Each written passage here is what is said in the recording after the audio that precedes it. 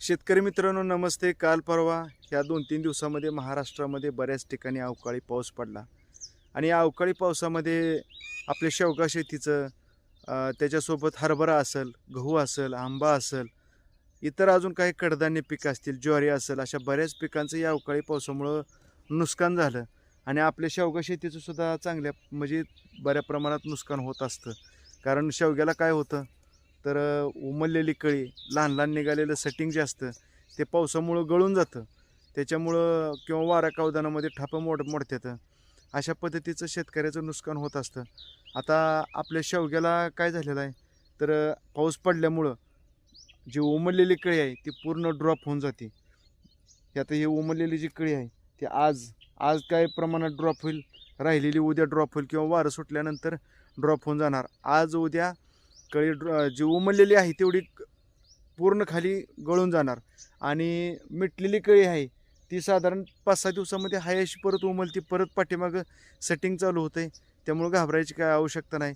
म्हणूनच शेवगा पीक हे शेतकऱ्यासाठी वरदान ठरलेलं आहे, म्हणजे चांगलं आहे. त्याचं कारणच असं आहे की शेवगा शेती करत शेवगाची शेती फेल जात नाही किंवा नुकसान करत नाही.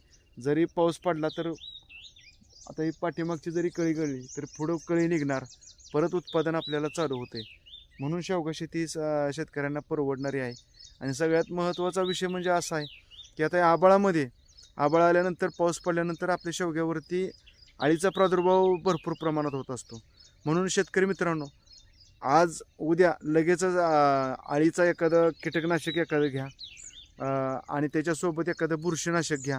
कारण पाणी शेवग्यावर पाण्याचा थेंब पडल्यामुळं शेवग्यावरती तांबडी डाग येतात, शेंग तांबडी होण्याचं प्रमाण वाढतं. त्यामुळं एखादं 22 टीनियम 45 घ्या, कोमानियल घ्या, असे एखादं बुरशीनाशकाचा हात लगेच घ्या. म्हणजे बुरशीनाशक आणि कीटकनाशक लगेच घ्या, म्हणजे आपल्याला काहीसुद्धा अडचण येणार नाही. ही कळी ड्रॉप होणार आहे. कळी ड्रॉप व्हायला लागली म्हणून बाजारातनं लगेच कुठली पण औषधं आणून बागेवरती मारू नका. कितीही औषध मारले, तुम्ही काही जरी उपाययोजना केल्या तर पाऊस पडल्यानंतर उमललेली कळी ही 100% तुमची ड्रॉप होणारच. त्याला पर्याय उपाय इलाज काहीसुद्धा नाही. 100% नाही. तुम्ही प्रयोग करून घ्यायचा बघायचा असेल तरी पण बघा, काही अडचण नाही. पण काही अडचण नाही, ही उमललेलं आहे ती गळणारच आहे. ही उमललेली जी कळी आहे ही 100% आज उद्या गळूनच जाणार आहे. तुम्ही काही कुठलं जरी औषध मारलं, काही जरी केलं तर गळणारच आहे. पण परत 8 दिवसात काय होतंय, आता हे ह्याच्यामध्ये मिटलेली आता ही कळी आहे, उमललेली कळी जरी गळाली तर ही कळी परत पाठीमागून 8 दिवसात उमलणार आहे. परत 8 दिवसानंतर उमलल्यानंतर परत आता उन्हाळ्यामुळे बागेमध्ये माशी भरपूर प्रमाणात फिरते. त्याच्यामुळे तुम्हाला आपल्याला सेटिंगचीही काही म्हणजे अडचण येणार नाही. 8 दिवसात तुम्हाला शेवगा हा असा पांढरा शुभ्र झाल्यासारखा दिसेल. परत ही पाठीमागे सेटिंग चालू होईल. त्याच्यामुळं कळी ड्रॉपिंग व्हायला लागलं म्हणून कुठलीही औषध आणून मारू नका. कळी ड्रॉपिंगला काही इलाज नाही शेवग्याला. शेवगा शेती एक वैशिष्ट्य शेवग्याचं असं आहे, शेतकऱ्यांना वरदान ठरलेले आहे. कारण का तर शेवगा शेती म्हणजे भार फेल जात नाही. पाऊस पडू द्या किंवा कुठलंही आसमानी संकट या शेतीवरती येऊ द्या, जरी चालू स्टेजमधलं जरी थोडं नुकसान झालं तर 8 दिवसानंतर तुम्हाला परत किंवा एक मॅक्झिमम 15 दिवसामध्ये पाठीमागची कळी उमलणार, परत पाठीमागून सेटिंग चालू होतं. त्यामुळे शेवगा शेती तुमचं वर्ष फेल जाऊ देत नाही. आणि शेवगा शेती परवडते का? शेवगा शेती शेतकऱ्यांना वरदान काय? त्याचं कारण असं आहे शेतकरी मित्रांनो, कमी खर्चामध्ये हलक्या जमिनीमध्ये इतर पिकं आपण जिथं चांगल्या पद्धतीची घेऊ शकत नाही त्या शेतीमध्ये शेवगा चांगल्या पद्धतीने यशस्वी होतो. म्हणजे कमी खर्चात म्हणजे कसं, शेवग्याला काय साधारण एकरी 3 ते 4 ट्रॉली शेणखत लागतं. एक वर्षाकाठी 8-10 हजाराचा भेसळ डोस लागतो आणि थोडं बहुत बुरशीनाशक आणि कीटकनाशक. एवढं झालं की साधारण 50-60 हजार रुपये वर्षाला खर्च केला की तुम्हाला त्यातून चांगल्या पद्धतीने उत्पादन मिळतं. आणि बाकीच्या पिकामध्ये कसं होतं की बहार फेल जर गेला तर परत पुढच्या वर्षाशिवाय आपल्याला बहार घेता येत नाही. त्यामुळं जर त्या बहारामध्ये जर एखादे अवकाळी पाऊस आला, गारपीट झाली, काही नुकसान झालं तर शेतकऱ्याला ती भरून काढायचं म्हणलं तर 1 वर्ष जातं. पण शेवग्याचं तसं नाही. जरी पाऊस पडला, कळी जरी पाठीमागची गळली तर पुढं आता हे पाठीमागं समजा इथं पाठीमागची कळी जर गळली तर पुढं कळी निघणार, तिथं सेटिंग चालू होते. त्याच्यामुळं शेतकऱ्याला म्हणजे घाबरायचा किंवा कुठली काळजी करण्याचा शेवगा शेतीमध्ये विषयच राहत नाही. म्हणून शेवगा शेती शेतकऱ्यांना परवडते.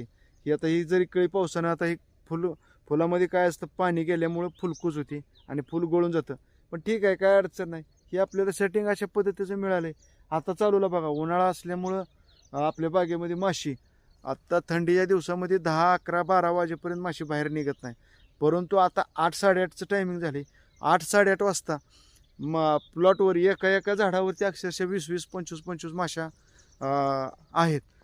त्याचं कारण पण असं आहे की आपण शेती करत असताना, मग तुम्ही कुठलीही शेती करा, त्याच्यासोबत आपल्याला आता इथून पुढं मधमाशीचं संगोपन करणं खूप गरजेचं आहे. मधमाशीसाठी आपल्याला आपदावं लागणार आहे, त्याच्यासाठी प्रयत्न करावा लागणार आहे. आपल्या प्लॉटमध्ये 12ही महिने 18ही काळ माशी कशी राहील ह्याच्यासाठी त्यांना आपण मडक्यामध्ये पाणी ठेवणं, गूळ पाणी ठेवणं, त्या माशीला कुठल्याही इजा होणे अशा पद्धतीचं स्प्रे घेणं, अशा पद्धतीची काळजी घेतल्यानंतर आपल्याला शेतीमध्ये 100% यश मिळणार आहे. भले आपल्या शेतामध्ये मधमाशी न लागणारी पिकं असू द्या, परंतु मधमाशीसाठी भविष्यात आपल्याला जर शाश्वत आणि चांगल्या पद्धतीची जर शेती करायची असेल तर मधमाशी खूप महत्त्वाची आहे.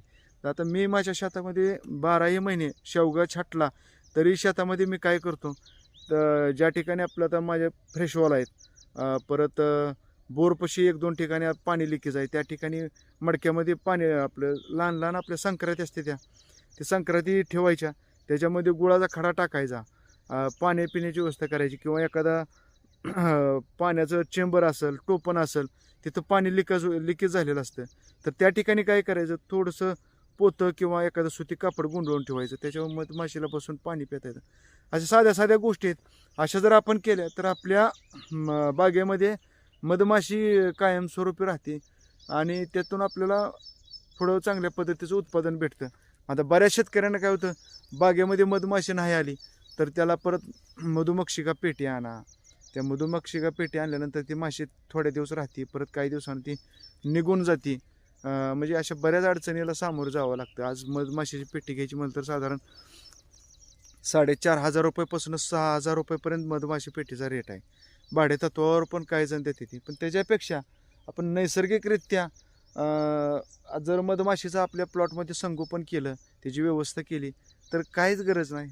मधमाशी फिरते. आता चालूला बघा, आपल्या पूर्ण प्लॉटमध्ये भरपूर एका झाडावर 20-25 माशी फिरते.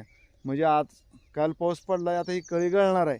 या कळी गळण्याला कुठलाही इलाज नाही. बाजारातनं कुठलंही आणून औषध मारू नका, काही करू नका, कारण तुम्ही काही जरी दुनिया मारली तर ही पाऊस पडल्यानंतर उमललेली कळी गळायचं थांबत नाही. त्यामुळे तातडीनं फक्त एकच उपाययोजना करा, बुरशीनाशक आणि कीटकनाशकाचा लगेच स्प्रे घ्या आणि 8 दिवसानंतर परत पाठीमागची कळी उमलते, तुम्हाला सेटिंग पण चांगल्या पद्धतीने मिळणार आहे. तर शेतकरी मित्रांनो, काळजी करू नका. शेवगा शेतीमध्ये फारसं काय असा अवकाळी पाऊस झाला तर नुकसान होत नाही. परत आपल्याला उत्पादन चांगल्या पद्धतीने घेत असतं.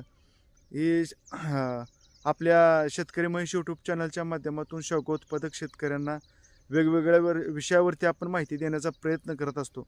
आपल्या चॅनलवरचे व्हिडिओ जर आवडले तर व्हिडिओला लाईक करा, शेअर करा आणि शेतकरी महेश यूट्यूब चॅनलला सबस्क्राईब करायला विसरू नका. पुढच्या भागामध्ये अशीच आपण आपल्या सर्वांसाठी उपयुक्त माहिती घेऊन येऊया.